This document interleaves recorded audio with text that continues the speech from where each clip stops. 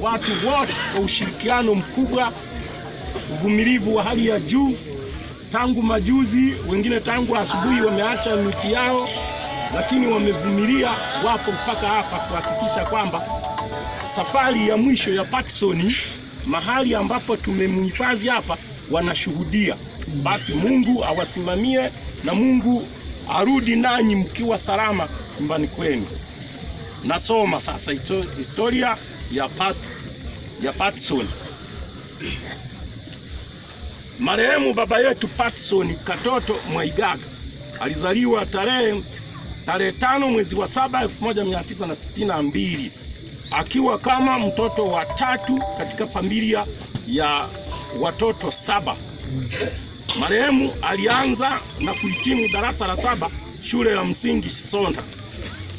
Alifunga ndoa na Roda Abraham Mwantepere katika kanisa la Pentecost Holiness Mission, na walibahatika kupata watoto 9, wa kiume 8 na wa kike 1, kabla ya mama, yani mke wake, kufariki mwaka 2004, na kaacha wajukuu 17.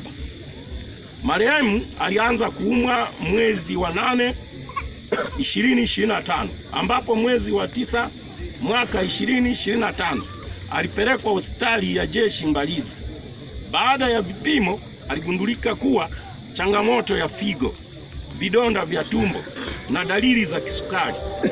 Tunashukuru madaktari walimpa huduma ya matibabu.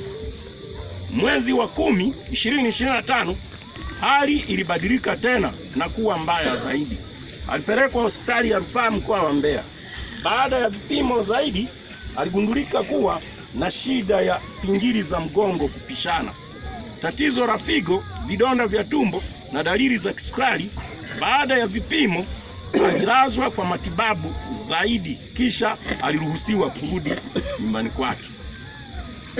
Baada ya kutoka hospitali aliendelea kupatiwa matibabu muhimu nyumbani kwa kipindi chote kabla ya kupelekwa tena hospitali tarehe 2 mwezi wa 3 2026. Aliendelea kupatiwa matibabu mpaka Jumanne tarehe 3 mwezi wa 3 2026, umauti ulipompata majira ya saa 9 alasiri. Tunashukuru sana madaktari wa hospitali ya jeshi Mbalizi, Dr. Wisasa Horongo Dispensary, hospitali ya rufaa Mbeya, kwa juhudi zao kubwa walizofanya